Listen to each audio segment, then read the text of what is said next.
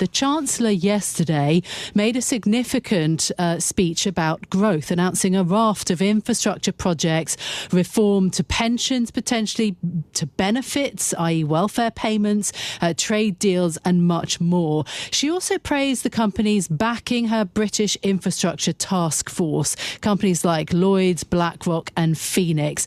Joining us this morning, I'm pleased to say, is the CEO of Phoenix, Andy Briggs, to discuss this. Very good to see you. So I don't know if you were in the room actually yesterday or not, but there were certainly plenty of business leaders in Oxfordshire listening to the Chancellor Rachel Reeves. She was making a big push to try to change the narrative that has been so troubling for the Labour government, the drop in consumer and business confidence, the big increase in taxes we saw in October for business that really damaged confidence. Andy, I wonder whether you think that this government has managed to shift that narrative. Is it still a pro-business government? That was very much the rhetoric that they gave to us pre the general election last year. Your view, Andy Briggs? Good morning, Caroline. So we're strongly supportive of the government's drive for driving economic growth, and we think that's a multifaceted challenge, but we think that two parts are really critical. One is investment in infrastructure. That in itself creates jobs in doing that, but then makes the UK a more attractive place to invest. And then secondly, we think there's a huge opportunity to be much better at scaling startups. And so the European Silicon Valley announced yesterday, we think, again, is an excellent opportunity. The UK has 4 of the top 10 universities globally. We have fantastic innovation in those universities, and yet we've not been good at scaling those. And from a Phoenix perspective, our interest is twofold. Firstly, we think there's a real opportunity to invest our customers' money to get them better returns, more diversified returns over time. But at the same time, if that then drives economic growth, it means our customers will be able to afford to save more and get a better income in retirement. OK, all of the projects that she announced are long-term projects, effectively, on wind power, on road, on railways, on airport build-out and on that Oxford-Cambridge connectivity and home building. They are very long-term plans. I mean, it's no bad thing that the government wants to deliver long-term economic growth, but the short-term is very acute in Britain. Was that missing for you?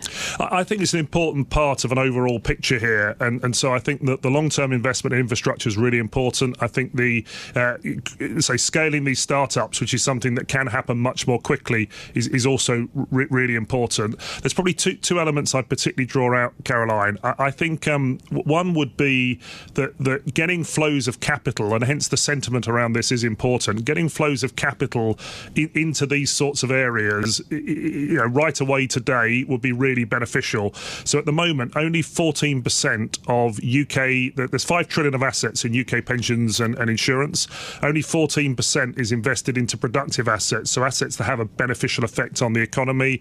The places like Canada, Australia would have 25-30% compared to our 14%. So our customers are missing out on those returns and our economy's missing out on that growth. Then the other challenge for us is attracting overseas capital to invest into the UK. And so, again, the sentiment of something like yesterday will start to move the needle on attracting overseas investors to viewing the UK as a good place to invest. Yeah, Andy, there's the sentiment, but you touched on it. The now is the now, isn't it? We need this now. This is an economy that's flatlining. How do we, on that particular, that's really interesting in terms of the 5 trillion that we have, then the gap that needs to be closed, 14 or 15% versus what, plus 20% for our Canadian and Australian partners. How do we close the gap? Has the government put in place measures? Have they enacted measures now that allow you to close that back gap and ramp up investment in productive investments in the UK? Yeah, so there's 2 key elements to that. One is getting the right regulatory regime around it, and we're making progress on that. More to be done, but we are making good progress. And a great example would be that last year Phoenix set up a joint venture with Schroders called Future Growth Capital, where we committed $2.5 billion to invest investing in scaling up these businesses, right now. We've already started deploying, tens of millions of pounds into that in November. Next month, another 50 million will go across into that. So there's examples right now. But the thing I would really call for here is what's imperative is that government regulators, capital providers such as ourselves at Phoenix Group, and the relevant industries need to collaborate really strongly and closely to iron out all the glitches that get in the way to get this flow of capital moving faster. And one of the things I find frustrating with all of this is the amount of time it takes to make things happen. So you take, for example, wind. Yeah, one thing the UK's got lots of is wind. We've seen that the last few weeks. We could produce far more of our energy through wind if we set about. We've got the technology, we've got the money to invest. It's the permitting. Yeah. There's a whole range of things. There's planning elements. There's elements of the national grid infrastructure to carry the power where it needs to be.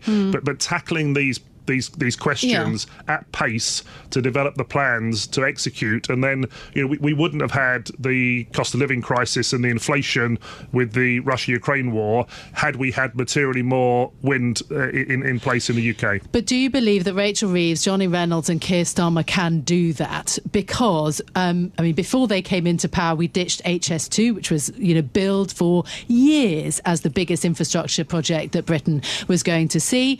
Heathrow, which they have just given backing to, or at least government support to, has been 20 years, a glint in the eye of the government without actually ever arriving.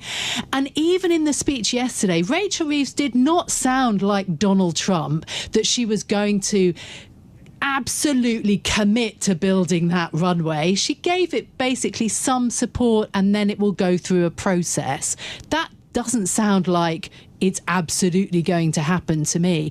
Can they really deliver? So absolutely they can deliver. What's going to be critical, though, is all the different constituents lean in together to drive the outcomes. Government can't do it on their own. The UK pensions and insurance sector has 5 trillion of capital.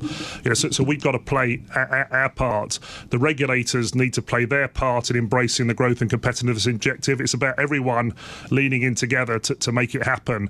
And I think if you take Heathrow, clearly lots of benefits of a third runway and the benefits of economic growth. It's something we would consider, but there are significant sustainability and environmental considerations. We also have committed as a country to be net zero by 2050. So we do need to think through how do you reconcile the third runway with that, and make sure it's important to think through these broader dimensions, but to do that at pace, not too slowly. Yeah, environmentalists don't think that you can have your cake and eat it. Build Heathrow and also stick to the environmental goals.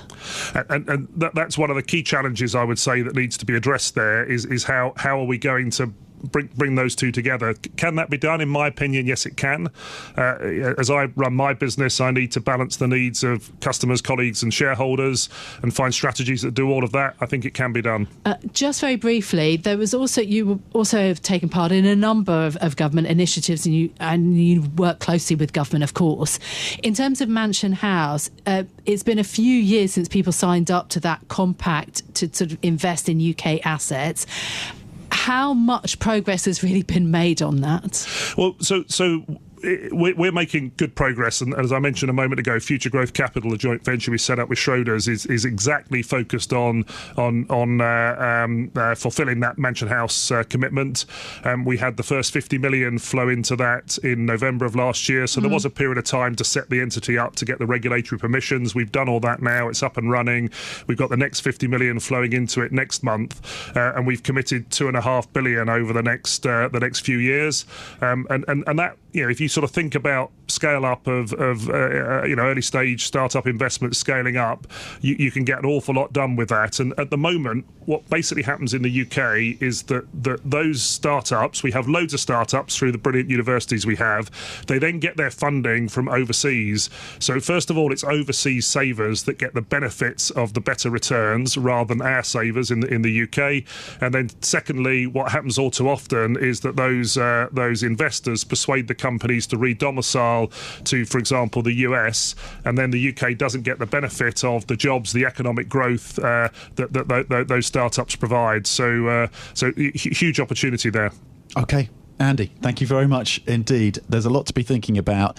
And yes, that need for longer term growth, particularly for the startup community and ecosystem here in the UK, but what the pension system can do and what, of course, regulators and the government can do to accelerate funding around infrastructure and startups. The CEO of Phoenix Group, Andy Briggs, thank you.